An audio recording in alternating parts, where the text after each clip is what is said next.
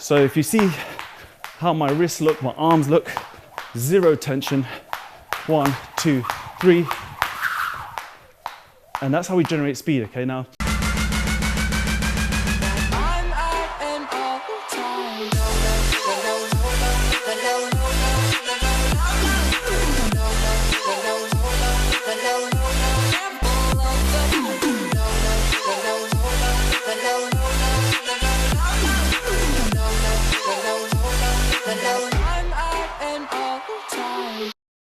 what's cracking, Jump Nation family? It's your boy here, Rushi S, aka the Jump Rope Coach. Welcome back to another fire jump rope tutorial, people. Today I'm going to be teaching you at least 5 cool variations of the famous Southpaw move. Now, this was a move that I didn't create, however, I did modify it slightly.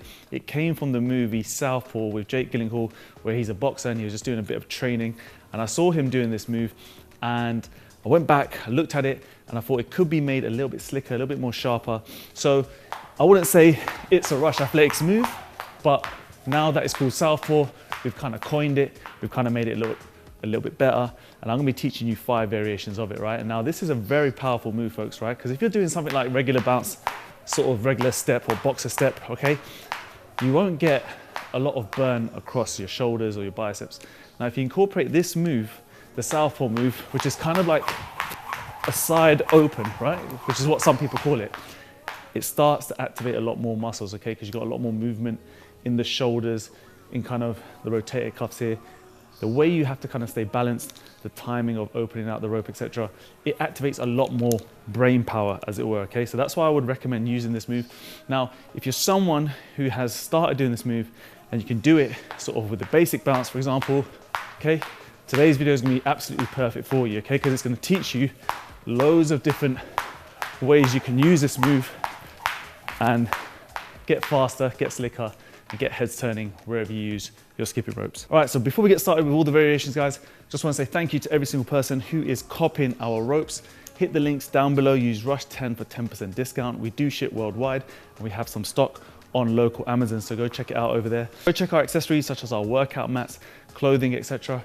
I want to get you guys geared up for the year, right? I want to get you in the best shape of your life and keep you skipping and flying bossy for the rest of your life, okay?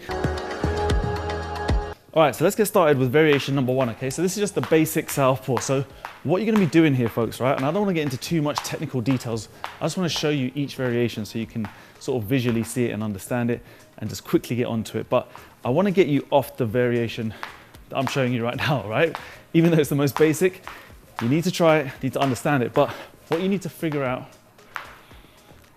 so let's get started with variation number 1, okay? This is the most basic form of the Southpaw move. And what it is you are just opening the rope from each side, jumping through, and you need to just understand the technical aspect, right? And I'm not gonna go through every move's technicalities, okay? Because then I can be here forever. But when it comes to doing the Southpaw, guys, is you need to understand that all you're doing is you're just feeling arms moving across your torso, okay? So for example, when it comes to the first one, the right arm moves across my body, the left hand stays low, and the right hand will now be on top.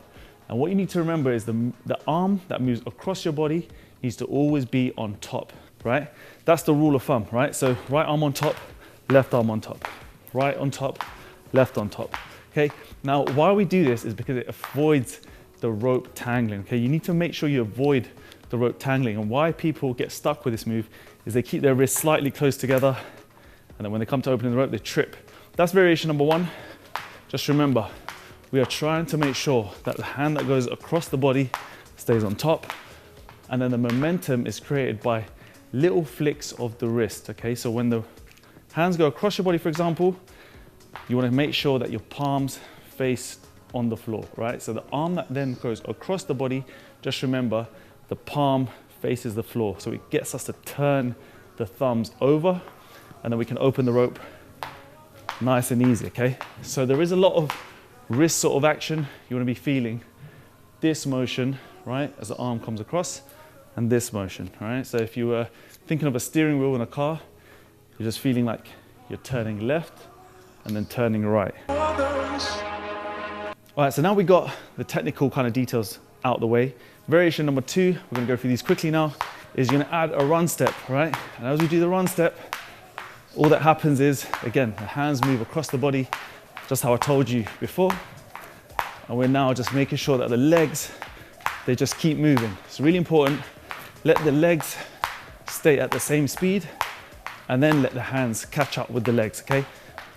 The kind of problems that people find sometimes is they actually start to speed up their hands and then their legs need to try and catch up.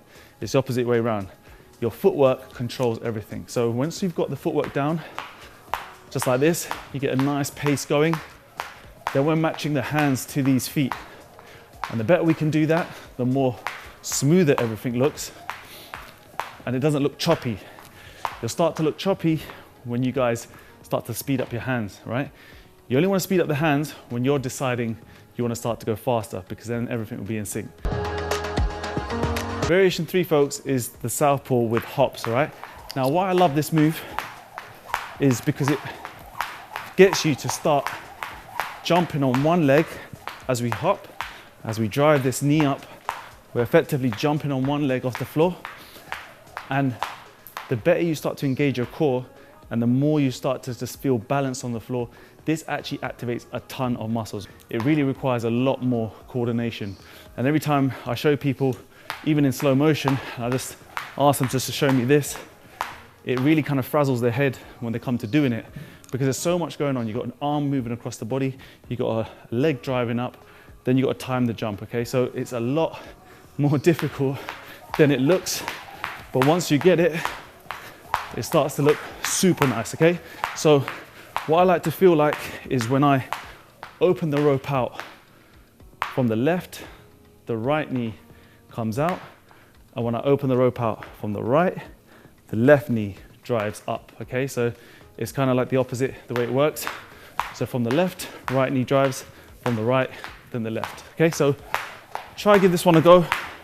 You can get nice and quick with it, and you can make it look nice and slick. So when it comes to the double under southpaw, we just need to remember, if you are at this point where you can do double unders by itself, you can do basic bounce southpaws, what we just need to do is we need to start to bring the moves together, all right? We need to start to jump higher or jump as if we're doing a double under.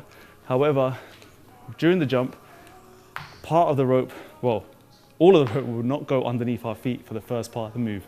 So we're now taking off, the rope's coming to beside us, and then we're opening it just as we land. So you need to now get the timing where you're jumping, and at the same time, the hand comes across your body and starts this move, right? You know, the moment I try and show this move to people, they just rush and they feel like it needs to be quick. It doesn't need to be quick at all. It just needs to be timed properly with your jump to give it that effect. Get your hands in the right positions. Do everything I've been telling you before, getting the hands turning over, etc. Keep a nice light grip pressure, okay? That's a big, big, big tip. The lighter the grip pressure, the less tension we have through the arms, the more flowy the rope can be. Perfect timing beats everything. Variation 4B is a little extension of that double under southpaw, but now we're going from one side, okay? Now, if you've got the double under version done, left and right, this should feel like a breeze, but again, just showing you some really cool variations today. So before I get into it a little bit more, just remember, as we're doing each side, okay, you just need to understand the science of it. Like I said before, the legs need to keep moving. The jumps need to be consistent. If we can keep that consistent, guys, if we can keep those jumps always happening, ticking at the same time, the legs and the hands will eventually sync up, I promise you. So variation 5, folks, is the most difficult, okay? And this is the one that's gonna take a lot more time than the previous ones, all right? This is actually a triple under southpaw, and it's mixed with a double under cross, okay? So you've got these ones down, right? To now mix in the double under cross, we go 1, 2, 3, and then we mix in the double under cross. I'll show you that one again. 1, 2, 3, okay? And all we're doing there is, when we come to jumping for this southpaw now, we do need to extend the height of the jump slightly, right? Give us a split second, millisecond more. We're now taking off. We're starting the southpaw. We open the rope. We've already jumped through it. Before we land, we now cross our arms and finish the landing whilst that cross has already gone underneath our legs, okay? So this move happens really quickly. To practice it, start with the one side only, like I've shown you before. 1, 2, 3, okay? And what's really important with this variation is hand speed. Now, kind of contradictory to what I was saying before about not trying to speed up your hands, but because we've got this higher jump now, the important thing is we get that cross done before we land. So that's why it's important to make sure that not only do our hands travel a bit quicker, but the important thing is that when they cross, we create a really nice loop. So the technicals and sort of the technique around creating the cross is really important. Not just fast hand speed, it really requires you to make sure that you turn the hands, cross properly, so we can create a really nice fast cross, and that we can land this, or we can do this move before the rope comes around, and then we can control the rope with our hands after, and create, again, a really nice smooth action. So where we had that one-sided southpaw, we're here, okay? We're now gonna add, after we've in midair, we've completed this southpaw, we're gonna rotate the rope one more time, okay? So it's a pure triple under southpaw, but you're just gonna see it as you've done your double under southpaw. You're gonna now try and throw this rope around again and create an extra revolution. So here, right? You gotta feel like 1, 2, 3, okay? And I've been doing this for many years now, guys, and what is always apparent when I try to show this move, or when people try and practice, is it's like they feel like to go faster, the arms need to move faster, okay? It's not quite that, okay? And I say it in loads of videos, it has to be from the wrist, how you move the wrist, how you flick the wrist. Again, loads of tutorials on how to activate speed. But with this move, it's again, a mix between the grip pressure and how we unlock the speed. So if you see how my wrists look, my arms look, zero tension, 1, 2, 3. And that's how we generate speed, okay? Now, it should feel a lot harder, should feel a lot faster. To me, the rope is moving quick only because I can just flick this wrist in a certain way, in a certain timing, generate the speed, and it doesn't take a lot of energy to do it. It does look cool as hell, I know, but it's all about the timing, and that's why my heart rate is racing, because of all the muscles involved to get this done, of course. But you don't need to stress your body too much. That's the kind of point I'm getting at. Set yourself up. 1, 2, 3. And just like that, you have a triple under southpaw. So folks, want to wrap this one up really nice and quick. Just want to show you those variations. Hopefully you are going to give them a try. And yeah, it goes well for you.